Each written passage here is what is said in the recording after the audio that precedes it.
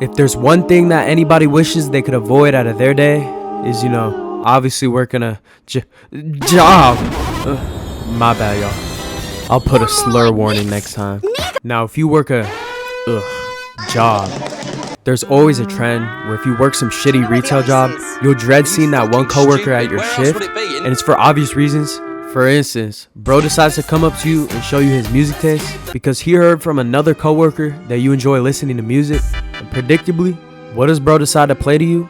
Yeah, would you look at that? It's like someone threw a pile of feces straight at your fucking ears. I'm sure some of you have heard me and others talk about this scenario being described as a little something called coworker music. It's shit music your incel coworker plays you in case you a little slow, which knowing my audience, yep, there's probably a few you dumb fucks watching right now. Now this phrase has pretty much been thrown out everywhere in the internet lately, in any pile of poo-poo people come across on the internet, which in most cases they'll comment the fact that this shit need to be unreleased. It's a pretty common occurrence, especially with everyone trying to be influencers and musicians these days. That makes everyone think that they got a shot at making it big, which y'all could do you and follow your dreams or whatever, but shit, that just leaves more entertainment for us, so keep doing your thing, gang. Coworker music has its many benefits, in which it can be funny to watch, but at the same time, also some negatives. Like, there are times you could also be asking yourself, what the fuck is the point of this shit? That's happened to me on many occasions of turning on a Tom MacDonald song, not for my own personal gain, but because I just wanted to fucking hate. Like, dog, I swear to God, this boy's music, one of the only things in my life that make me want to cry myself to sleep with how ass the intentions of this dude's music are. And just the music itself and how it's executed as well, I fucking hate this dude. For reasons that can't be blatantly obvious to any logical person turning that bullshit on. He trying to spread his stupid political opinions and have some white power involved with it. Like, it doesn't matter what the message is that he's saying, if it has logic or it doesn't have logic. This boy comes off mad cocky and he doesn't have one non-corny bar in his discography. All of it is fucking trash. He got a country album, straight buns. He got a bar saying, claim that I'm a racist. I'm not ashamed if I'm white. If every Caucasian's a bigot, I guess every Muslim's a terrorist. Like, cool fucking analogy, gang. Really getting the point across about stereotyping with more stereotypes. This bar is all you need to know about this guy, and you could just guess the type of bullshit, cornball shit he makes if you have no idea who he is. Many may know Tom for this incredible collab with Ben Shapiro. Yup, a phenomenal video of how these two gentlemen only speak facts and how there's only two genders or whatever the hell they say. Shit, I don't give a fuck about their message.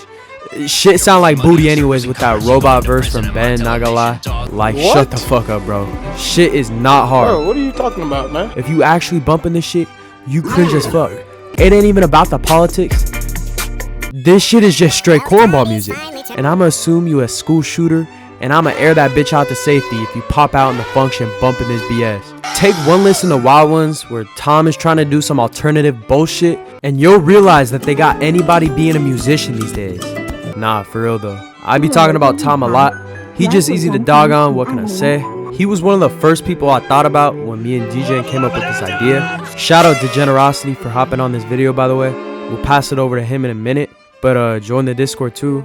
Discord.gg/Ortega. Subscribe. Y'all could help out with future videos. You'll definitely want to join that. Anyways, coworker music is definitely prevalent in social media platforms. Like, come on, that's where the phrase originated from. So there's about to be hella uploads of people uploading their quote-unquote summer anthem that they just made. Like, take a look at this video right here that blew up on TikTok and Insta a little bit ago. Gotta be the whitest function I've ever seen. Just straight to the T, exactly what I can imagine a coworker gathering to look like. Let me just play a little bit of this for you. You're living the American dream. Yeah, this dude got some immense confidence to be up there like that. Nah, the worst part though, gotta be the little dance he does though. I'm actually about to vomit. Like, nah, I can't take this. Coworker music has been such a stigma online in recent months that even songs making fun of the coworker music become coworker music. Like, bro, y'all remember that one song by Kyle Gordon with the "We Are Young"? Yeah, that shit blew up hella because some people knew it was satire, but deadass other motherfuckers thought that shit was legit. We got one side where the 40-year-old mom's playing this banger on the way to work, and another side where motherfuckers are playing it because their TikTok For You page is filled with that ironic shit. You know, my TikTok and Insta feeds are filled with all types of this goofy-ass music, and I'm sure plenty of you could relate to just randomly coming across some of the worst or most corporate music you've ever heard doom scrolling. I came across this guy a while back named Kill Carl. This got to be one of the best examples I've seen when it comes to Coworker music, because there's just no way someone writes shit like this and thinks, yeah, this shit fucking hard. I like to cuss like I was raised in a barn. Fuck shit, piss, cock, titties, and darn. Nah, but what's even worse than this dog ass verse is the ending. Roll the clip, bro. You fuck with my friends and you're gonna fucking. Yeah, I ain't gonna say nothing about this dude much longer. If you search him up on Spotify, this dude somehow got 158,000 monthly listeners. And I don't know who the fuck is listening to this shit, but I just know these dudes the type to be living in their mom's basement, becoming Discord predators, getting caught by catfish influencers. Yeah, I think we're noticing a pattern here with all this type of music being thrown out there. It's a whole lot of nothing. But yeah, honestly, pretty much every person talked about in this video had to have been made fun of on social media one way or another. I don't know if y'all know who this guy John Wayne is, but he blew up for having somewhat of a Coworker sound to his music. Yeah, all I'm saying is his music ain't that bad compared to some other shit I've heard. But damn, you ain't catching me bumping this shit at no function. That's just too much. Shit sounds like something my friend's drunk ass Republican uncle would play at family gatherings, talking about, oh, this the real rap. But shit, chase your bag, Wayne. Your collaborators are also shit, and your collaborators' are also shit. Any affiliate with Tom MacDonald, yeah, you know that shit ain't gonna be it in most cases. But I be seeing hella people making funny ass edits of Coworker music, like these stupid TikTok rankings or whatever this is. Nah, but this dude Barry Hendricks, yeah, some of these covers ain't it, twin. Shit about to get all the millennials hype. Like, read some of these comments. They ain't holding back at all. You know, some may say the hate is unwanted in most cases, with some of these people just trying to make ends meet. But like all y'all say to me in my comment section, get a job, bro. You know, it's been a bit since I've had a collab on this channel. But you know, I got y'all. I got a special guest lined up for this vid. You may know the next dude I'm about to bring out. He's got some pretty good content. He's everyone's favorite twice a month uploader. Everyone say thanks for Tega for helping out small creators. Degenerocity, take that shit away. When thinking of Coworker music, I just think of either the most average Radio Macy's songs imaginable, or just the worst music that you surprised could ever be recorded, let alone released. One of the first artists I can think of is Taylor Swift. Now, I like some of Taylor's old hits. Her hits before Reputation are actually peak white girl music. I'm never gonna get mad if you start playing Love Story in my car. But I feel that her music now sounds like a sleepy pop ballad. I wouldn't say her new music is straight trash, but it's boring as hell. And her new music nowadays, it sounds like it belongs in a Target commercial. It definitely feels like she's trying to make her music to be as universally appealing as possible.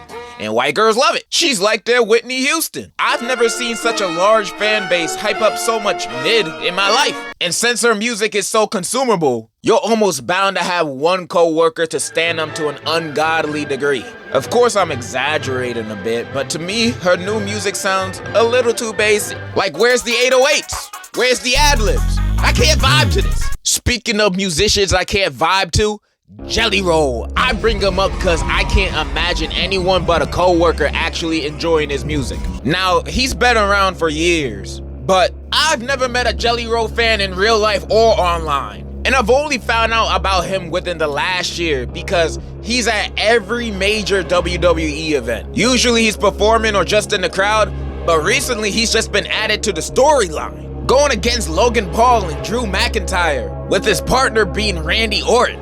Who asked for this? Travis was cool, but nobody asked for a Jelly Roll match in WWE. And within this past year, this man has been popping up on my timeline in and out. Everything that I learn and see about Jelly Roll has always been against my will. And his music ain't too much to write home about either. Jelly Roll makes music for niggas that have beer bellies and niggas that can only see their kids on the weekends. Now, I haven't listened to too many Jelly Roll songs, but I've listened to at least 5 songs. And I think that's enough for me to determine that this man is ass. this. And it blows my mind that this dude got a feature on Lil Wayne's The Carter 6. Now, that whole album was a bit of a disappointment, but Jelly Roll didn't do anything to make the album better. In his verse, snakes ain't always in the grass. Yeah. Sharks ain't always in the water. Yeah. Dick ain't always in my crack. Like, what the fuck are you singing? This is supposed to be Lil Wayne's The Carter 6. This is supposed to sound hard, not sound like we're at a swamp. This is something that your alcoholic uncle would get lit to. Nobody playing that in their cars. Nobody playing him at functions. And best believe, nobody playing that in their earbuds. Who is unironically bumping Jelly Roll? I need to know. He has 27 million monthly listeners on Spotify, so one of you guys gotta be lying. Like, look at this music video. Look at this. He jelly rolling his ass out of prison. I can't take nothing this dude does seriously. Get his ass off my timeline and my TV. I'm tired of seeing him. Damn! Alright, maybe I was doing a little too much, but at least stop putting him in WWE, please. Those were my Coworker musicians. I know I'm probably missing a few, like Benson Boone, for example. Moonbeam ice cream dancing on your pee-pee. Yeah, if you play that on aux, you sit it in the back seat.